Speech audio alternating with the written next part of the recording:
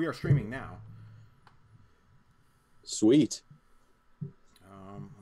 Let me give it some shares, and then we'll jump in. Oh yeah. How the hell do I do this? I'll share it to my my page if you can make something public. Should be public on David's page. That's where I was going to share it from.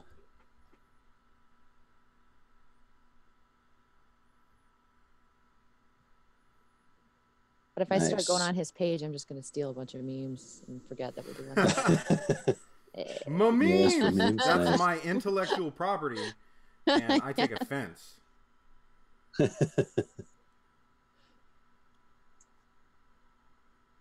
going to share it on mine and on the page.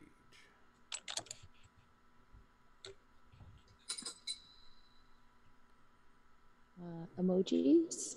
Sure.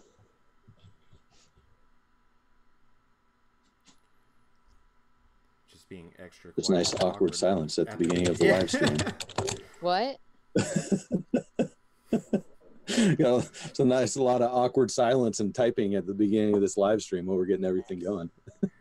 If you can't tell, we don't know what the fuck we're doing. We just started doing Oh. this. Do you want me to sing a song?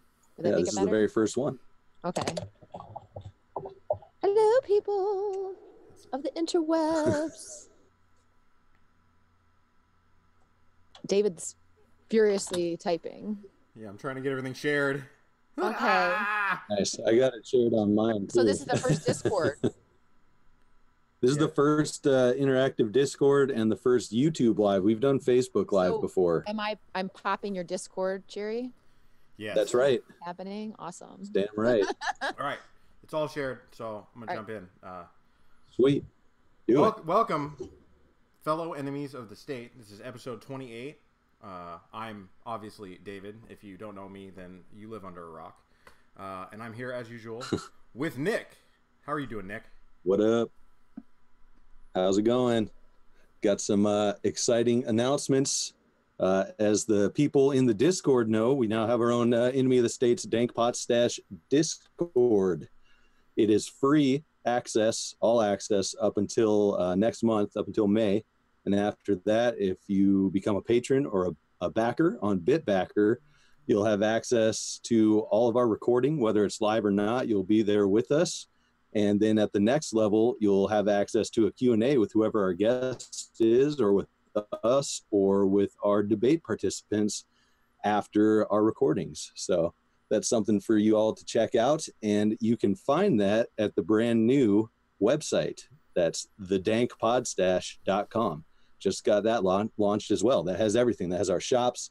That has the support pages and videos and all the podcast links as well. So go to thedankpodstash.com and check that out.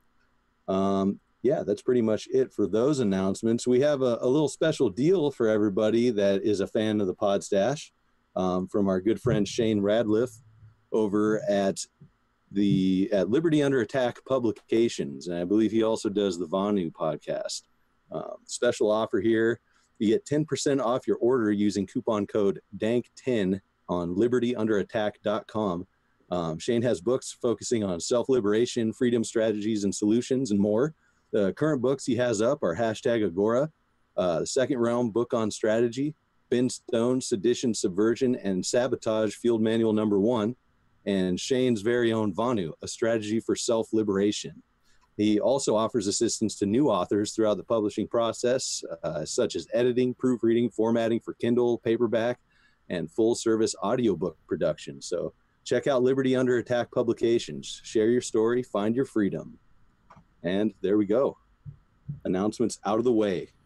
So we're here with Tricia Stuart today, and it should be an interesting conversation. How are you doing, Tricia? I'm doing fantastic. How are you, David? I'm excellent. I couldn't ask for a better time trying to figure out all good. this stuff. It's a headache, but we're getting it down. All right. I'm game. So Nice. So what do you want to talk about today, Tricia? Well, I know we kind of went back and forth about that. So I'm going to let you guys just ask some questions. I know you're doing a live. whatever topic you feel like. I know we talked a little bit about like being a chick in the liberty movement, and that tends to be. So. Well, and since you guys are chicks in the liberty movements, like I have that one way over you guys right now. I identify as a female. I'm just glad. Okay. I'm just glad I'm not getting dick pics left and right. I can't complain there. So, are you? Yeah, you got me. Well, I know you guys are a fan of the memes. We could talk about a little bit about memes as well. All right. Well, sure. I have a question from a viewer about memes. Okay. Daniel wants to know why you steal his memes and why Nick and I steal his memes. Oh, okay. I think I might know who Daniel is. And the thing about memes is they are meant to be stolen because you want as many people to see them. And so I do watermark some, just all the watermarks don't really bring anybody back. But yeah, if you make a meme and you get mad that somebody stole it, then the meme loses its meaning. It's meaningless. There. Yeah. Well, I believe that memes are for us all, and that yes, your memes are now my memes, comrade. Mm-hmm. So that's right. Seize the memes of production. Yes. Yeah, I don't really understand the whole watermarking thing. I know it's meant to drive people back to whatever content you're pushing and whatnot, but I just hate memes with watermarks.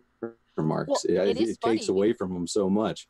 It rarely actually brings anybody back to anything. The only thing, especially if it's just like, a picture of something and it's not the actual like site or social media site that you want them to go to. So statistically, it does nothing. I still do it because I like watermark on stuff. It's little. Well, I have a couple of different pages and stuff, so just fun. Yeah, there's a question for you. What pages are you running right now?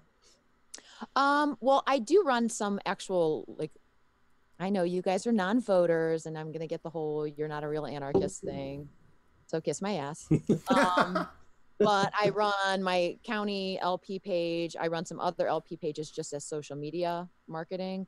And then I do some meme pages, which the biggest page, I don't do a lot of the OC anymore. Brad does, but that would be, in God We Meme, that one. And Commie Gibberish, both are around 35K, I think. And then some very, very silly pages that are just spoof pages. I like In God We Meme. That's a good page. Thank you. Brad does most of the work. I mean, I have OC on there, and there's times in my life where I have more time to spend doing it. But we really got shadow banned like about a year and a half ago.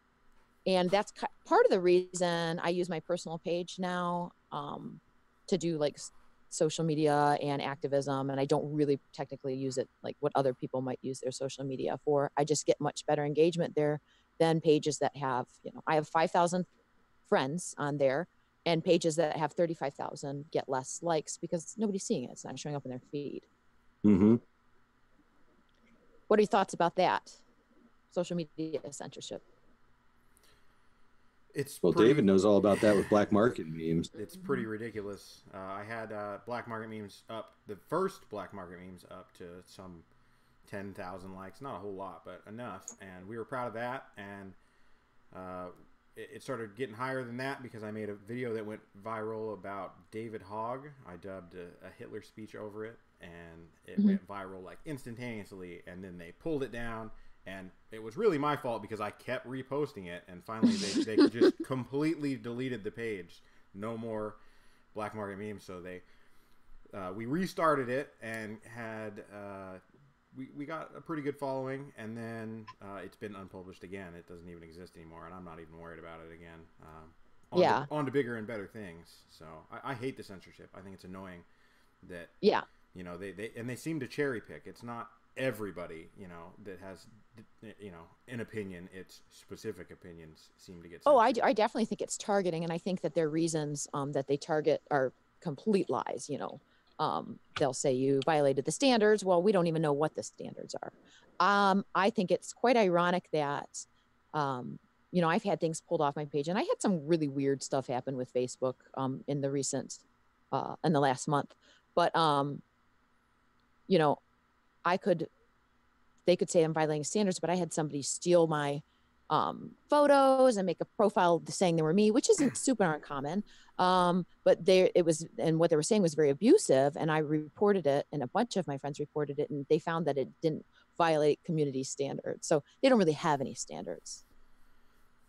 Yeah, I've dealt with people trying to harass me as well, and they just don't seem to care about that. But hey, if you put an opinion out there or a funny meme, hey, that's not allowed. But yeah, stalking and harassment, that seems to be all right with Facebook. My first Facebook page, and that's the first time I really started making memes, was as Tommy Lahren spoof page. It's probably my favorite thing of all time. It was called Tommy Lahren's Loud and Incoherent Stash of Dank Memes. And it was just me like assuming the persona of Tommy Lahren, and that's just all. It was a lot of fun and kind of got nuked just because. But that kind of got me into the whole, that's when I was new to the movement, and I was kind of a big L libertarian then. And then looking at memes and stuff kind of helped me reading and going down into the path of being morally consistent and being an anarchist. Yeah, memes have directed me to a lot of books. Definitely a lot of books, a lot of videos, all kinds of stuff. Mm-hmm.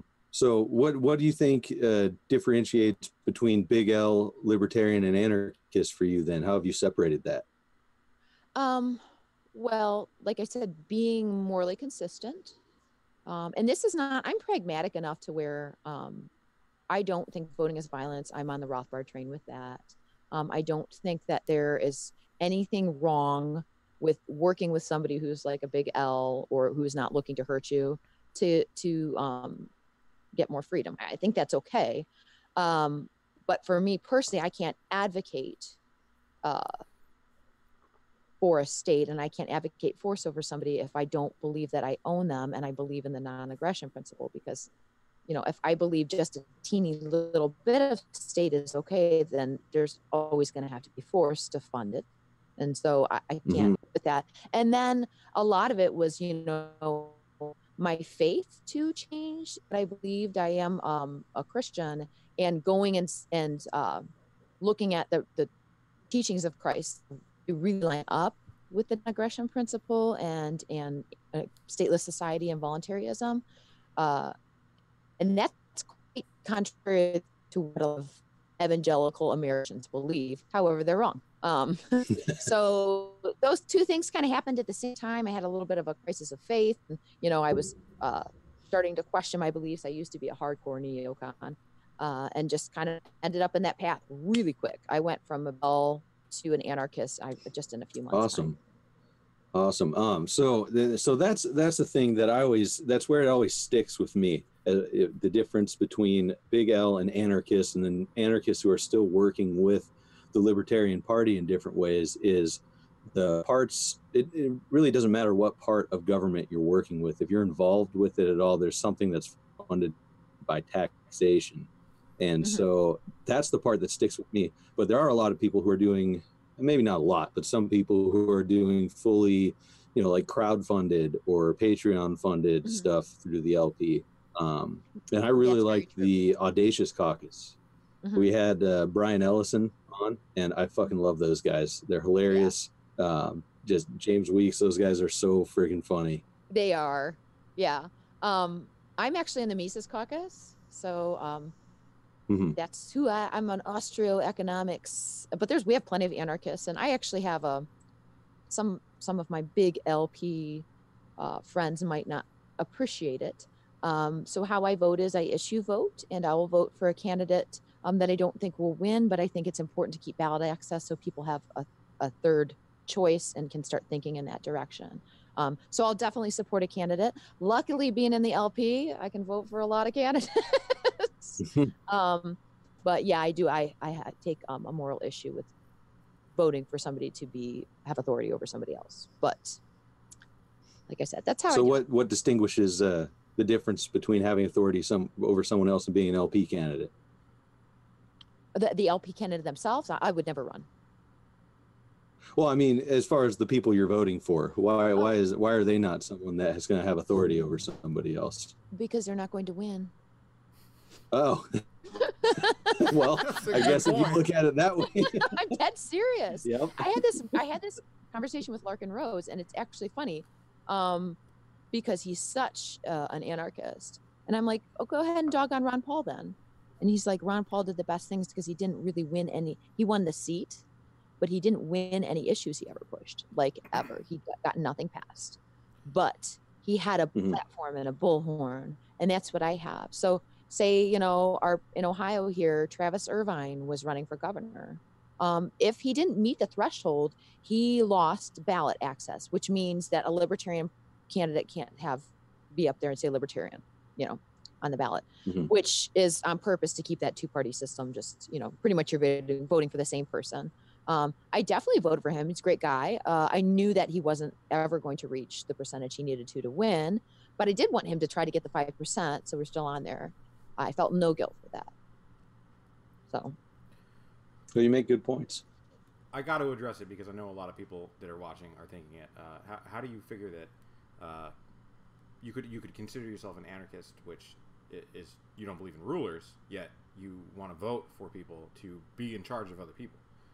Right. Ron Paul or people that I know won't be. Just because I'm kind of voting against it, and then it's also self-defense. So I'm stuck in this system, like the way that Rothbard looks at it. And I've never seen anybody abdicate themselves, a government abdicate themselves because no one participated. That's not how it works. So I'd rather have 20 people that live near me hear something a little different and start them toward that path to awakening than nobody do anything and be silent. And people are used to politics. It's all they know. They're stuck in that. So if you can just kind of inch your way in there, that's where people start to think differently, and they get away from left and right, and then they start thinking about liberty, and then just like me, you know, they'll start down that path, and it's hard not to get to anarchy. It's really hard not to. So, you know, I won't vote for an RRD. But number one, I disagree with them, but I know that likely one of them will win, and I can't do that to my neighbor. Well, the people who aren't involved in the political sphere are certainly not quiet. So right. Well, that's just one tactic too. That's just one arm of the movement. But say issue 1 here in Ohio, we worked on helping try to get that passed. Unfortunately, it didn't. It was decriminalizing marijuana and also like changing some of the mandatory sentencing and stuff. The people that don't participate in that, we're getting more awareness, and the vote's getting higher and higher, and it'll pass. The people that didn't do anything, they just didn't do anything. So I can spout anarchy all day, but the person that's a statist is not going to listen. They're going to listen to the person that doesn't seem quite as crazy because they're still in politics, and that's where I can make my way in. Well, with marijuana, it could be in some cases. Yeah, sure. Well, with the legalization of marijuana, it doesn't get rid of victims. It just moves victims over. There's more people getting victimized on one side, less people on another side. The issue was decriminalization, and then taking down mandatory sentences for nonviolent crimes and stuff. Well, I more agree with decriminalization than legalization. Yeah. So. Oh yeah, no, because then all you're doing is, you know, once the state can get a hold of a product, they can destroy the market and hurt people. Yeah, exactly. For sure. So yeah, that's how I feel about that. I get a lot of blowback. I get a lot of blowback for that, but my ultimate goal would be a voluntary society. I don't know if that's ever going to happen, but I'm just going to keep working towards it. Absolutely. Yeah, I don't want to get too adversarial in here because I know we're completely opposed on our tactics. Okay. Just want to say, I know, no, I don't like doing that, but I know that people who aren't participating in the political system, such as David and myself, there's plenty to be done outside of that, which is why we're staunch agorists. Oh, sure. It's suffocating the state, going outside of it. Right, absolutely. No, I definitely believe that's another arm of the movement. I'm about acquiring hearts and minds. You're about dismantling the state. I think both of those things are important. Because if you have I would say we're even more about acquiring heart and mind than dismantling the state. I don't focus any of my energy on the state. It's more about the message, hence the podcast and stuff like that. You're the person I bring people to. Most people don't start and watch maybe the Tiny Dot or what you guys do and think, yes, most people are like, that's batshit crazy. I'm catching them over here and slowly inching them towards, you know what I mean? And then I'll deliver to people that The pipeline. Yes, that's how that works. I'm in sales, fellows. Well, I certainly didn't mean to be rude or anything like that by being adversarial. So That's not rude. Go ahead, I can take it. I figured you could. So yeah. See, I kind of want to loop back around. Ew, gross. That's not mine. My friend is letting me use equipment here, so, and I'm sure there's going to be a joke in that. That's whatever. So yeah, I think he just does that to bother. I've heard it's not mine from Libertarian Party people before. Specifically, one presidential candidate with the taxation is theft sign on his wall says, "I'm holding it for a friend." Oh, and then gosh. he covered it up with some other political poster. Which one was that? Yeah. Was that Berman? That's Ben Letter. Oh, okay. Yeah, I like giving him shit. Yeah, I don't do Skycloth. I won't pray to Skycloth. I just don't care. I actually don't even like the fuck that threat on me and stuff, like, or even the anarchy flag. I guess I'm just not a fan of flags in general. Maybe that's it. I like decorations. I like flags. There's a whole conversation to be had about symbols and being co-opted and the problem with centralization and stuff like that versus decentralization. And it happens, but agorists make money, and if you can sell flags, you can make money. I don't. But I also think because they don't represent a great thing. I think symbols are a great thing to get people's minds going, just like memes, because memes go beyond funny pictures on the internet. They're ideas that are passed around through society. I wear buttons like that. Yeah, I wear some buttons. So I guess, and that's just to start a conversation. Yes. Yeah, absolutely.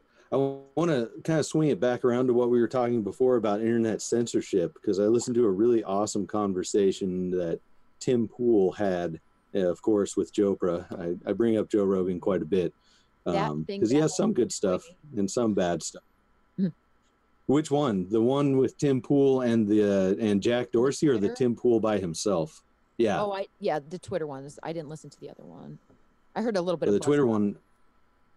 Yeah, the first one with Joe Rogan was weak, and then he had Tim Pool on to kind of jab into what they talked about a bit, really busted open, and then he brought him back on to talk with Jack Dorsey and Twitter's number one lawyer or whatever, their top lawyer. Yeah. But his conversation with Joe Rogan was interesting in that with the way that social media is used now, it's so huge, and there's supposed world leaders and stuff. So the people who are following the path of statism and whatnot feel that it's being co-opted by other forces, and if you get banned, you're pretty much banned from the public discussion, and that's a scary thing. Oh, for sure, because, well, number one, what's happening, and you bring up a good point. It's one of my biggest, cannot stand when libertarians be like, Facebook is a private company. No, they're not. They're not a private company. What a load of bullshit is that? They're heavily embedded with the state. Either they're scared to death or they're working with them. And then, there's been a lot of stuff proven that they basically were given orders to do stuff during the election, and they did. They're also breaking contracts with their customers, even if they were private. You're saying there's these terms of service. This customer has paid you for advertising. Facebook is the one that did not follow through. They're lying about what they're blaming people who, having their pages taken down. And these are paying customers. So in every libertarian way, shape, or form, those are all violations of the non-aggression principle. So they have this monopoly that they shouldn't have. And look what they did to Alex Jones. They pretty much took that guy's whole world and income. Mm-hmm. Yeah, I was one of the people. I was one of the people who was all like, yeah, Facebook is a private entity. But then I had some people show me some more information, and I switched my tune right away. I even deleted the post I made about it because of it. I was like, oh, well, crap. I was wrong. Well, good for you. No, and I think that's important too. A lot of times we get so worried about being right. Like, if you can tell me that I'm not right, this isn't the libertarian position, I'll walk myself back. I think that's really important, because some people just ride a point to death. I think that anarchists and libertarians are really good at beating a dead horse. So I think that it's important for us to be a little bit more gracious. But yeah, that whole thing, Facebook is a private entity. And then whenever you criticize a private business, if I say, I don't really like the way this place operates, but they're a private business, they can do what they want. Have you ever read anything on economics? Like, of course they can. I'm going to complain and not going to be their customer. That's how it more. works. Yeah, I don't need some internet Yahoo telling me that it's a private company. I'm pretty sure I know that. Sure. Yeah, that's the and it's a big problem when it comes to the big social media companies. Because like I said before, if you're banned, you're out of the public conversation. If you want to boycott and you try to go to Minds or MeWe or something, they're not very big. I know there's people on there, but I tried to go to our Minds page today and it was down. It was 404. And Minds is boycotting Google and Facebook and all that. So you can't even get the app on the Play Store. You have to go to their own site to get it. Yeah. And it's kind of a mess. So it really is a monopoly. And even if they aren't owned by the government, what is the answer then? Because you can't have government step in and say, well, you can't ban these people because then it's a government regulated platform. Right. I know. And it feels scary. Like there is no answer. And I would agree on Minds. It sounds great. It's open source. The problem is they need to run their company and make it popular, to me, not just for libertarians to come over and people that know about Bitcoin. What they need to do is get some celebrity and stuff over there, because that's what makes masses join. And regardless of what you think, you need numbers. Look, Facebook is still king. It still gets the biggest numbers. So, but the only people going to Minds are just random people that maybe signed up for it and a bunch of libertarians. Yep. You're never going to get any numbers that way. So I think they need to come at it with more of a sales approach, but who knows? That's what I always say about MeWe is it's just it's an echo chamber that creates more echo chambers on MeWe. I hate MeWe. You can't get your information out to anybody else. It's just you're in the same circles with the same people who already know this stuff, so you're just rehashing the same things over and over with like-minded people, which can be good sometimes, but not if you're trying to get a message out there. Which is why on social media too, I try not to just friend like any requests unless it's an Indian guy. Just kidding. Maybe.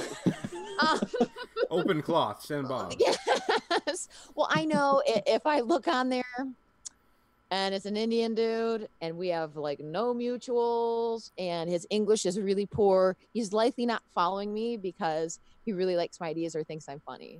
So I'll rather save one of my spots for somebody else. Or the Facebook thought bots. I don't know if as a female you get them, but man, I actually do get occasionally. And if I'm like, this girl is way too hot, like there's no way somebody's this hot.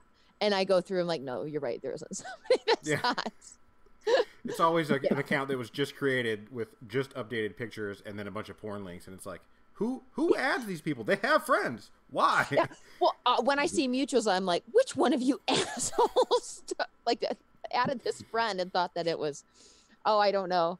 It's funny though. I do think men on the internet will be suckered into almost just about anything. I mean, I think we know somebody got a $100,000 liked page taken down because they got talked into something. Yeah.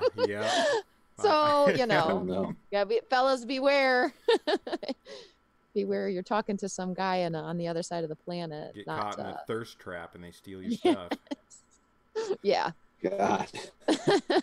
So on top of censorship, we have thought bots and, Bob's and Vagine requests. Yes. All kinds of stuff. And I think the death only answer is to keep plugging away. Yeah. Yeah, keep pushing on these big platforms, and you catch a band here and there, and then you make 100 different Liberty memes pages to fight it. Yep. Yeah, no, exactly. I agree, and like I'm not gonna stop anytime soon. And people are like it's, you get so much abuse on there because you get like just a lot of hate and stuff like that. But it just kind of most of the time you got to let it roll off your back and just keep going, because unfortunately it's really important to have your domain and everything. But that's not where it's at. People don't go to websites. I mean, you have to get somebody to go there and want to go back. Unfortunately, that's what social media does. So, There's and ways thought to do it. Yeah. It's Speaking of doable. websites and places that people don't go to, there is one place you can go, and that's thedankpodstash.com. Go there. Do it. Indeed.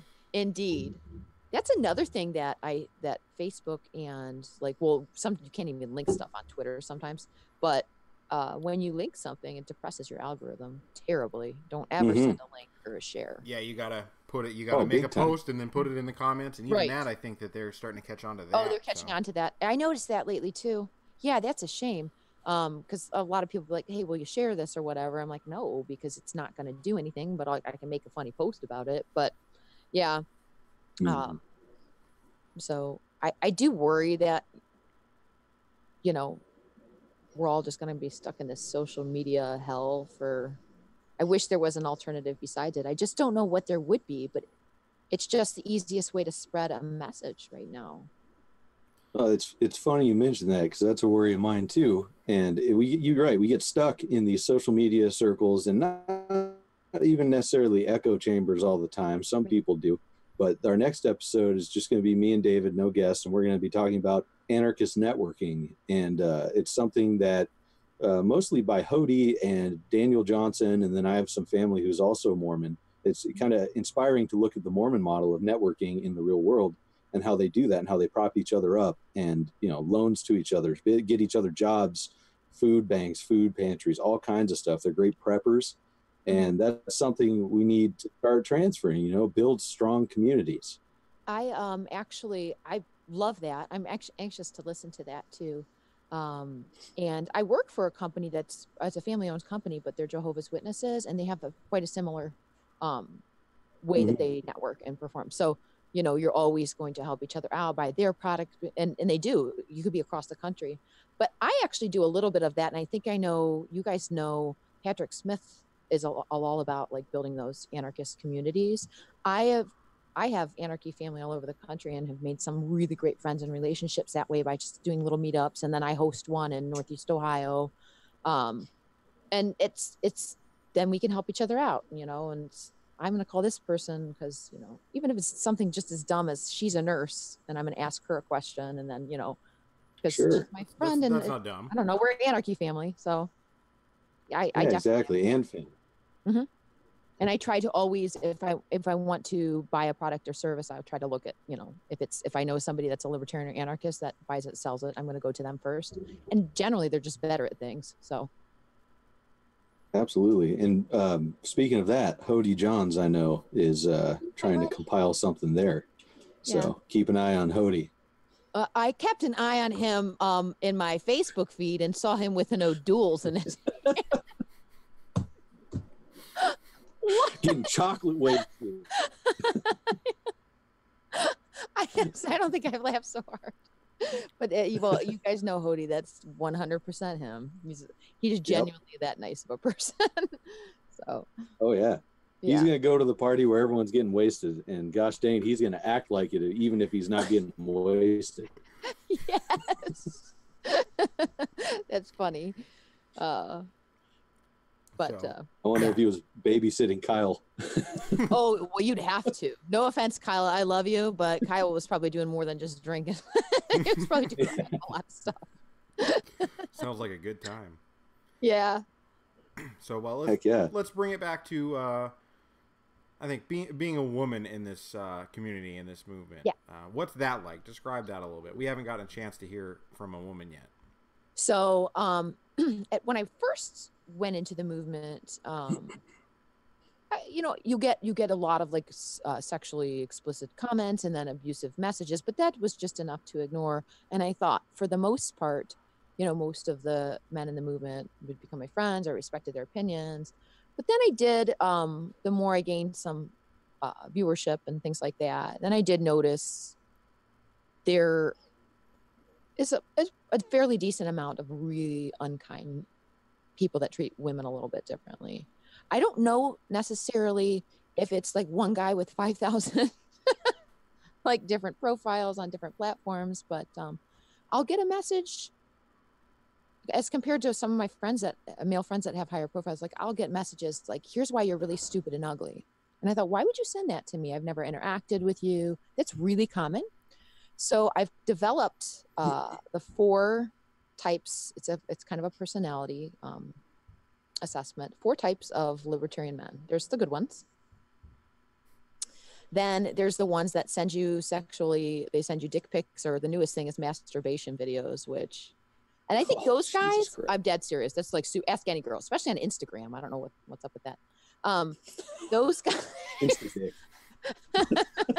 those guys aren't doing it because they want you to talk back to them. Like, people are like, what makes somebody think they're just doing it to they just get their jollies off? So that's the second type. Then the third type are the ones that send out really mean and nasty, like they're criticizing you because they think it's going to get you to respond.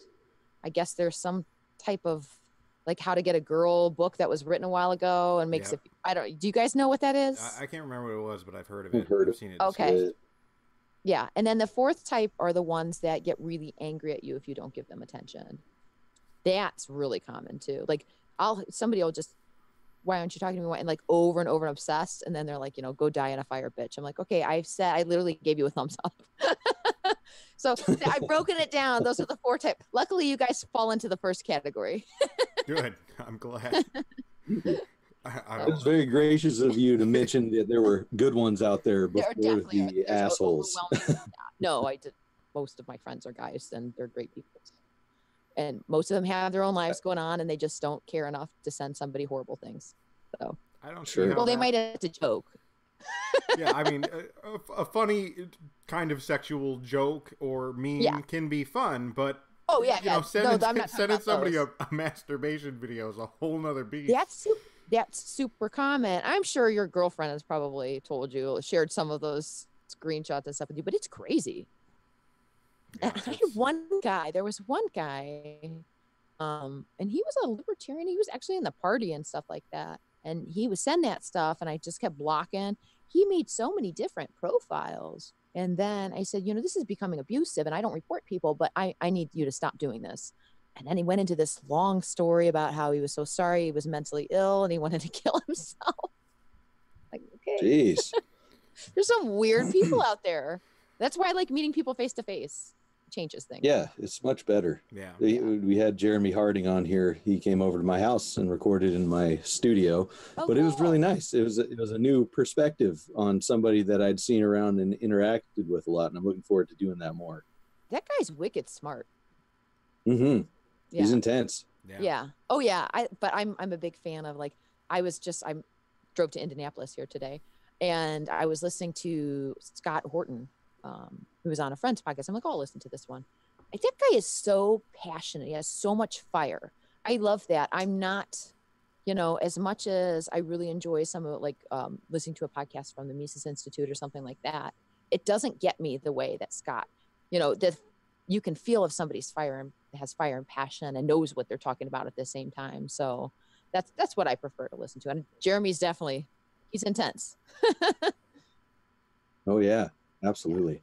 Yeah, it makes a big difference when you're not listening to necessarily something scripted or dry, whatever, a good conversation, or even if it's just one person, like you're saying, that's fired up, that gets you fired up. Yeah, I get fired up listening to audio books of Lysander Spooner or the New Libertarian Manifesto. Oh, Nerd yes, alert. Very much indeed. I'm a huge Spooner fan. I just think, and I really enjoy, like, he and Bastiat, they write very poetically. It's almost like Shakespeare for, anarchy. Well, even though Bastiat was a minarchist, but that's just because he didn't live long enough. That's my theory. I'm just stick with that because I really enjoy him. So something that I'm just, I'll read Mises economic essays, and I do find some of them interesting, but I can't do it forever. I like to be entertained, which is what I try to do. I'm not going to sit there and go talk about praxology all day with you, but I might talk about praxology and throw in some butt and boob jokes. So this makes it more fun. You just memeing in a conversation. That's perfect. I have some t-shirts I designed, and they're kind of like walking memes. Those are kind of fun. So say, and it's a good conversation starter to have something provocative written in your shirt, and people will stop you, and then you can kind of explain what you mean by it. So. Hell yeah. Yes. The fourth type of person or guy you mentioned that is demanding your time, that's through private messages, right? Correct. And then they get really mad, or is that on? I've had people get my email somehow. Probably. I mean, there's a way to get it on purpose. And then I had somebody, people sent me my address and people called me on the phone. Mm-hmm. Yeah. Oh, geez. Well, entitlement to other people's time seems to be a plague online, whether it's in the or I just don't want to talk to you. Hang out with the kids, or I just want to go to work, or I feel like answering you would be productive use of my time. Yes. And there comes a point, you don't argue down. I mean, sometimes you can play around a little bit or joke, but at some point, if you're arguing with somebody who's not listening, and they're starting to become unreasonable, and they do that whole thing, oh, well, I won because, you're not, it's not worth your time. And that's why when it's just not getting anywhere. I keep it short and simple. I could hit every point if somebody says, well, this war was justified because this, and I'm not going to go line item through. They're never going to read it. Number two, it doesn't matter. It's not going to make a point, So what I do is keep my argument short and succinct. I don't know if that's more effective than, going bullet point. This is not my style. I try to keep people engaged if I think it's worth engaging. And then if not, then. People like that aren't even looking for a discussion. They want to be right. If they're worried about winning or losing, then they don't care what you have to say. They want to win. And that circles back to, like you, David, saying once you understood that post, you walked it back and took it down. I've had to do that plenty of times. Trust me, I've been really wrong on stuff before. That's a really good quality, because self-awareness is one of the best characteristics a human being could have. So only a fool gets mad when they're corrected and shown to be wrong, like that. Yes. So. And it's so funny. Being a libertarian, you had to have come to a point, because most people weren't born well, they're born anarchists, but they don't really grow up with that philosophy. So you had to at some point think, I believe in the state, and wait a minute, the state's not right. So I don't understand how you could be that open-minded and a free thinker and then not listen when somebody's trying to, you know what I mean? Yeah. Chris Rogers of Earthbound Martian just brought up a really interesting point in the Discord. These people get so mad, and you're not going to argue with them, but don't you dare block them. Don't block them. They get so mad. Yeah. You're not allowed to block people and I do have a public page on purpose for Facebook. I think my Insta's public. I want to say the only thing I've closed off is Snapchat, because that is damn dangerous to keep open. Oh, I bet. But I can absolutely choose to associate with who I want to. If somebody's being abusive, or they're saying something really cruel about somebody else on that page, and just being on my block list is huge. Yeah, same. So. I'm notorious for blocking people.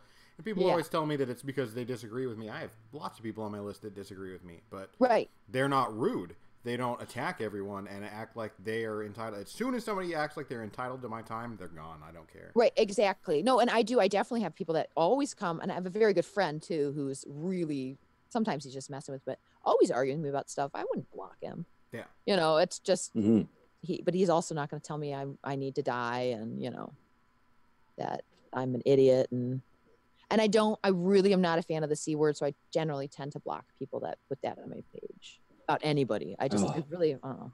Yes, it's just a word. I better watch myself. That's one of my favorite words to throw out there.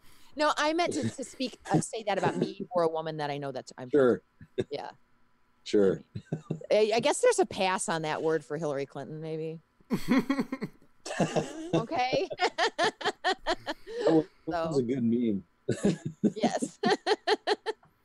But I don't know, but I get to do that. Was it small puppete? Yeah.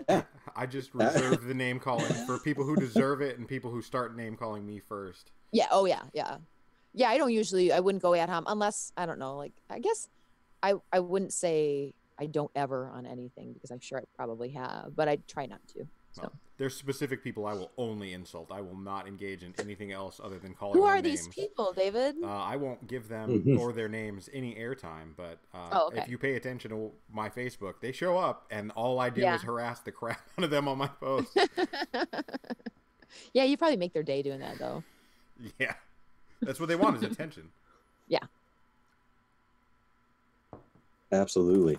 So what kind of big projects and stuff do you have coming up? I know you got. some stuff in the works.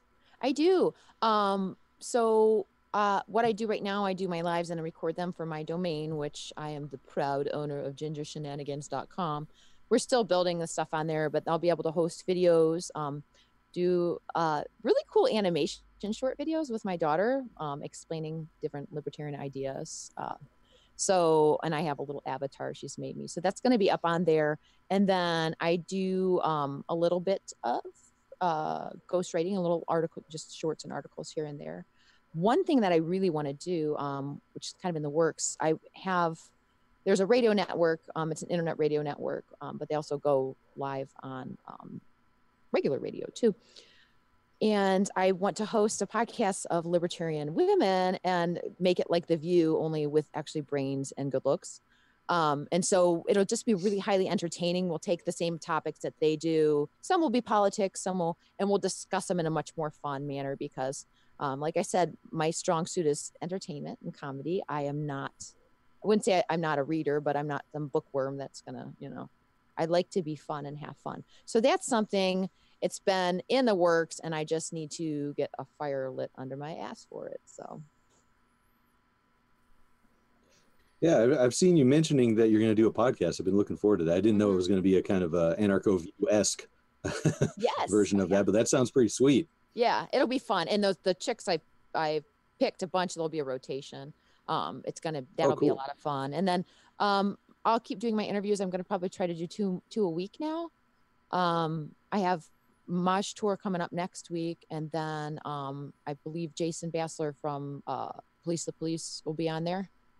So I keep all those, and those go up on my channels. But then I do work with the LP. I'm in the Mises Caucus here. So hey, I won't plug did anything. Did anyone dare to post forced skiing lesson memes in the Mises Caucus Facebook group? Who? Which ones? Forced skiing lesson memes. Oh no. There's some pretty good ones in the closed groups actually. And I always, people are like, talk about you're in the Mises Caucus and you're anarchist. Okay, Tom Woods is in there too. Why don't you yell at him instead of me? See how that goes. I will. Dave Smith is also as well. Yeah, I've talked with Tom Smith or Tom Woods before. Yeah. We've talked amicably and not so amicably. Oh, okay. Yeah. So it just depends. It depends on if he wants to force me to take skiing lessons or if he's gonna stick to his area of expertise, which is history and being generally smart. Yes, I know that. Part of what he does is smart though, because it gets a lot of engagement. Exactly. I think he knows what he's doing. I think he's got a little bit of Rush Limbaugh in him, who is the largest troll in history. Well, shout out to the abrasive entrepreneur. Tom knows all about being abrasive from Shane, I believe. Mm-hmm.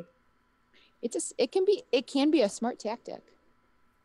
It's a tactic I utilize constantly, and it works very, very well.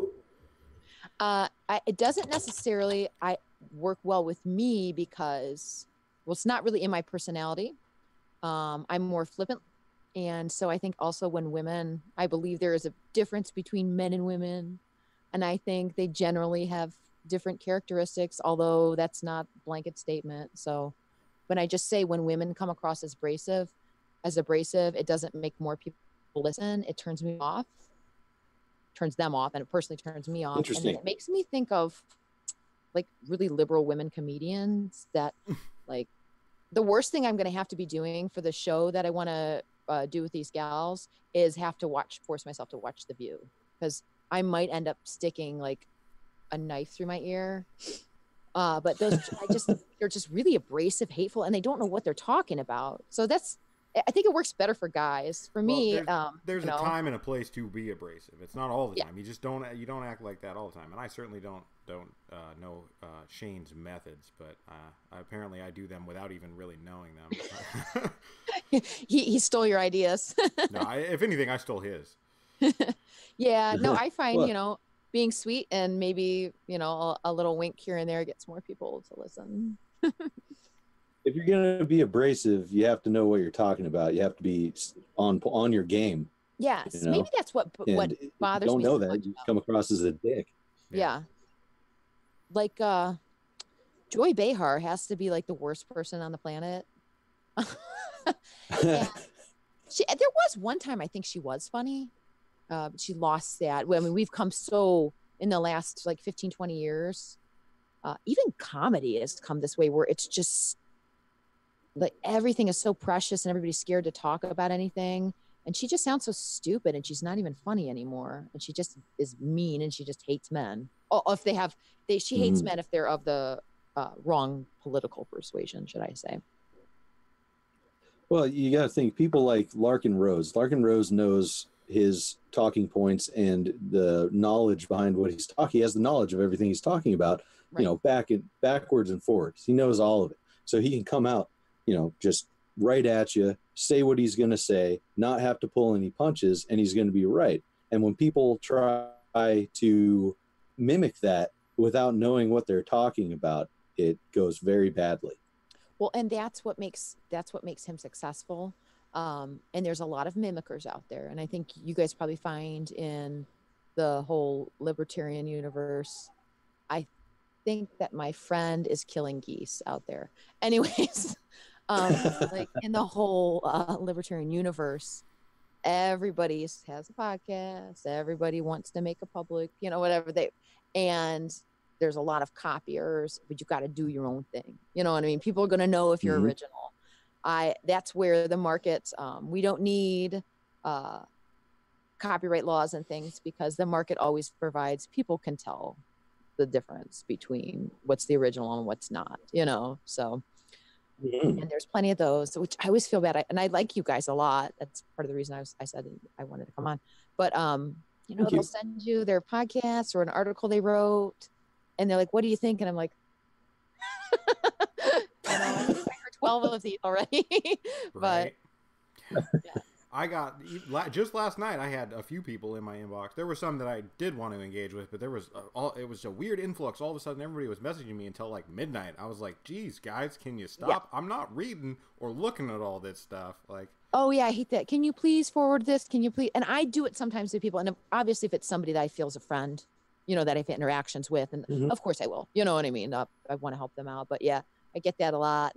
Or people, these yellow vest people started following me. Some of what they do, like Yellow Vest Canada, I like just making, marching down in public and making a stand, and optics are really important. But I disagree with some of what they're trying to do. And I get all the time, can you please share this thing about fair government something? I'm like, ew. Like, I was you don't even know me.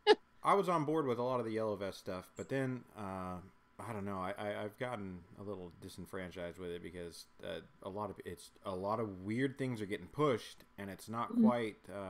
Nobody seems to be very focused. Yeah, it's not fighting government either. Yeah. Well, it's actually just replacing it with something else. I'm like, this is not what I thought your intentions were.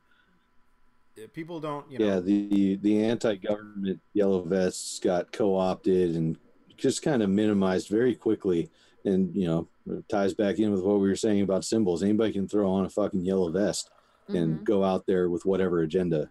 So I don't mind, and that's another thing. You could ride the yellow vest popularity with whatever demonstration you want to put on too, because you can get those hashtags and all that stuff when you go out with an anti-government agenda. And I don't know, we might still do something like that up here in Washington at some point, but we'll see. There's a whole lot of events coming. Can't really talk about all of them yet, but keep an eye out. Black Lives Matter movement. They had really good points. It got co-opted by people that like to stand out in front, or people that are advocating for more government to fix what could have been something really awesome. That could have been a really great movement. And instead, it just incited a lot of argument and infighting. And now we have this ever-growing police state, and barely anybody's saying anything about it because they don't want to be associated with Black Lives Matter. And I don't think a lot of people anymore in Black Lives Matter even understand what they were fighting against in the first place. That's really sad to me. I think it's by design.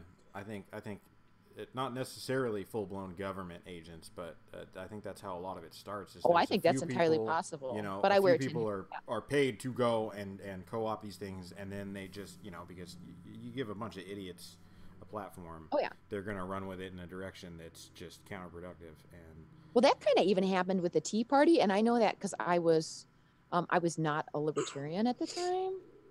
I've been, you know, I grew up very neocon, very Republican. I was active in the Republican Party in Ohio. And I remember like Tea Party events that were just basically Republican events. And even if you were statist at that time, if you were like following Ron Paul and stuff, you wouldn't have been espousing. Anybody just could have just say that they were part of the Tea Party. You know, my dad calls himself a libertarian, which is the most laughable thing in the world. Such a neocon. I'm like, I don't think you know what that is. He just celebrated the re-election of Netanyahu. Oh God. People just throw around terms because it sounds cool, and they see a bunch of people using it, and they're like, "Well, hey, I'm on board with that now." And like, can you do a little bit of research, just a tiny bit. Yeah, but it's easier. Well, and when your only source of news and media is, you know, Fox or CNN or MSNBC or whatever, you're never going to be able to look deeper into anything, and that kind of goes around to what we were originally talking about. Social media was a way for alternative thinkers to get their message out to a large group of people. And why do you think they're being shut down? Because they're effective. You know, no longer do these, you know, does Fox or MSNBC have the corner of the market? You know, we blew up and they're scared. Just I can say, yeah, absolutely. Not to toot my own horn, but sorry, but yeah, now I'm gonna toot my own horn. A lot of the people that were apprehensive of my views when I would talk to them in person, like locally around here, have since from my social media presence come completely on board. Like people that I didn't think would become anarchists are now messaging me like, "Hey, I want to learn more. Like, where do I figure this stuff out?" Like, and they were friends in real life who would argue vehemently against me for a state and things like that. And all of a sudden, they're like, "Hey, I'm seeing what you're doing, and I'm seeing this community, and I'm amazed. And you guys are right." So, no, I've actually had the same experience, and I think that comes from, you know, you seem like this one crazy person, and maybe they'll see what you're saying makes sense, and other people making a reasonable argument for it, just like you, and they're like, "Oh, wait a minute, this might not be this crazy guy down the street," you know. But yeah, I've definitely had a lot of people in real life do that. I'm a big fan of just, you know, planting little seeds and then kind of going back and seeing where they, you know, what happens to them. So, and social media is great for that too, because I can say, you know, you can see some of the stuff I follow on there and these pages I like, and, you know, they can go on there and feel safe that they're not, you know, trying to be proselytized by a crazy person. Although they just don't know. Well, speaking of alternative media, I can't believe we haven't brought up Julian Assange once this whole time. Totally forgot to bring that up at the beginning of the show. Yeah. I am really disappointed by some people that call themselves libertarians that are justifying anything that's happened to him. And by the way, do you know, I think those charges, the sexual misconduct charges that were originally dropped because they were unfounded, they recharged him with them. Mm-hmm. Really? Oh, geez. Yeah. Do you know why? Because it's really hard to defend somebody who is being charged with this like sexual assault. This guy is sure. I'm just really disappointed by the whole thing. It's very disappointing because yet again, there's another voice that made literally all he did was expose truth and left it there. And he did more than all the talking heads. You know, he made them probably run to daddy government real quick, you know, because they're all in bed together. So yeah, it's disappointing. What's you guys' take on that? It's interesting that there's libertarians calling him a traitor, and how can you be treasonous or whatever if you're not from America, first of all, and second of all, who fucking cares? And it's interesting too that I don't have it in front of me. I don't have all the details. We spaced it before now, but Ecuador and the U.S. were working on a currency deal that just so happened to go through around the time that they expelled him from their embassy. Imagine that. Oh, that is just a coincidence, Nick. How could that ever be connected? Yeah. And that's another thing too, you know, when we talk about maybe scaring people a little bit, because you got these, we look like conspiracy theorists, but that's not a conspiracy theory. It's just what happened, you know? Yeah, So you I can think look that it might up. scare- You can scare fucking find it. You can Conspiracies find the exist. information. Like I stay away from the real like crazy ones because there's Right. no like when you look into it like there's no they make huge leaps, like it's obvious that this isn't true, like there's huge leaps, gaps in information, but when you look into the real stuff, it's all laid out, it's all out Yeah. there, you can find all the evidence, and yeah, conspiracies exist. Look at the government, it's just a big conspiracy. Oh yeah. And a lot of them have actually been uncovered. You know, these were uncovered documents that were once classified, and people still don't believe that because nobody talks about it. You think how the government literally poisoned a bunch of people during Prohibition. Most people would think you're a conspiracy theorist. That's just information. That's Yeah. just a fact. Yeah. You know, the government. Or Tuskegee, however it's pronounced. Yeah. I mean, but people don't Yeah. know that. They just believe so when you say, oh, isn't it funny that the U.S. made a deal? Everybody's like, well, that doesn't necessarily. No, not necessarily. But is it likely? Yeah. It's cognitive dissonance. Mhm. It's easier to say, hey, that's a conspiracy theory, it doesn't exist, I don't know what you're talking about, and then, you know, cover their eyes, than it is to look at the information and Right. face the fact that they could be wrong and are wrong. Which is Yeah. funny. I get a lot of, which I made a joke, and I've pretty much gotten most of them, these flat earth people. I watched a couple videos because, like I said, I'm open-minded. Obviously, the earth is not flat. I'm sorry if any of your listeners or you guys think it is, but it's also Cats would have pushed everything off of it already. right. No, they would have ran into, there's an ice wall. Okay, listen, I have had more. Yes.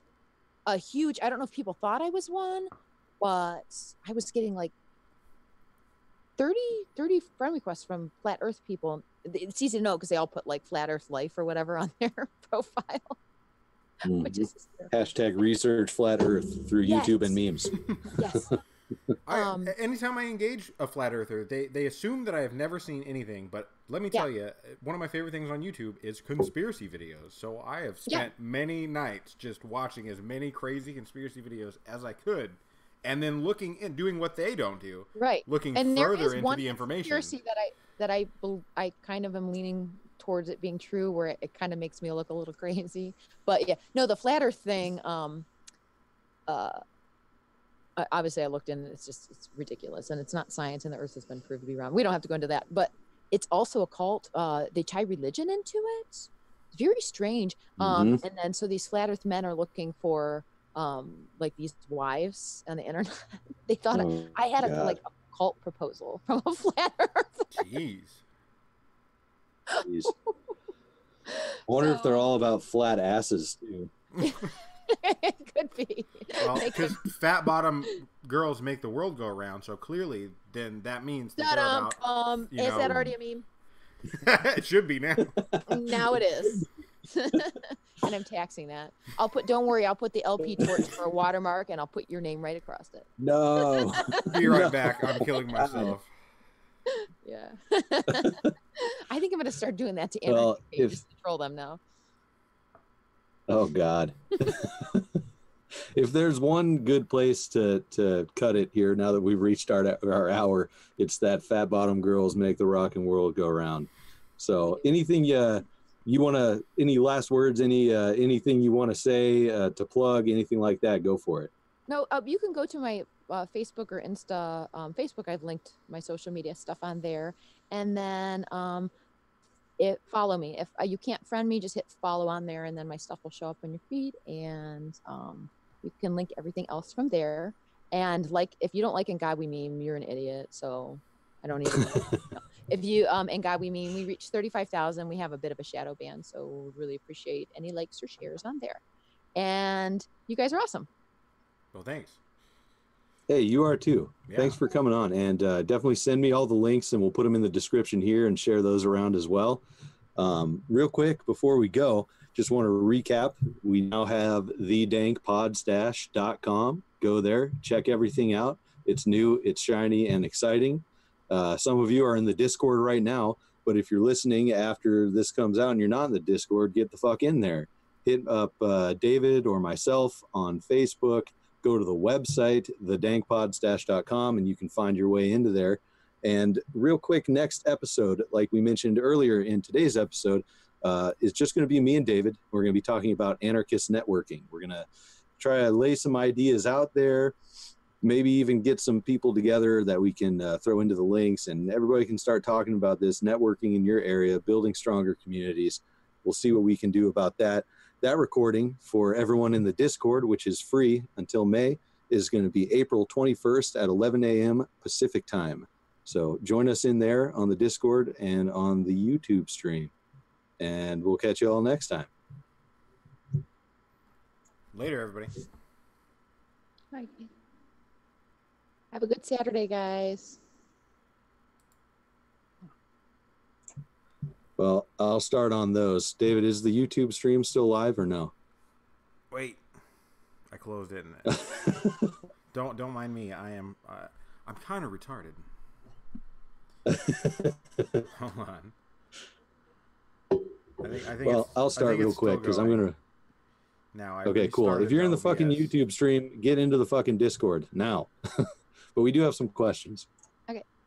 So this the little Q&A that we do after the show for the Discord, that's at the $5 level, whether you're on BitBacker or Patreon, and you'll be in a private channel at that point. And we're just gonna give you a chance to ask the questions. You type them out, and we'll ask our guest, or you can ask us, whoever's on at that point in time. So Hody wants to know, of course he wants to know, why your name is Chris Spangle in the Zoom. Hi, Hody. Because I don't know, it was just like Switch a Ginger Day, so I just picked random ginger, and I thought it would be really interesting for him to feel like he was really cool and popular one day. Very good. And then another one from Chris Rogers of Earthbound Martian here.